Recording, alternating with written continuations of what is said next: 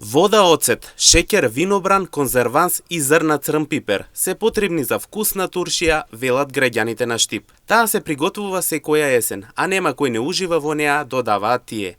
И истакнаа дека до Митровден таа ќе биде на нивната трпеза. Нареда измие се крставички, модри зелени патлиџани, моркови, се што треба. И денчиња ставаме. Порано ставаме, сега немаме, не се раѓа по лојзето, имаме лојзе, немаме, не се раѓа ништо. Пресолта е за време, сол, вода, едра сол и попареме озгоре, надвор на дворо, си остане и си стое до оно време. Пластични буренца ставаме сега. Оти не ставаме многу, порано се ставаше у врчви во оно.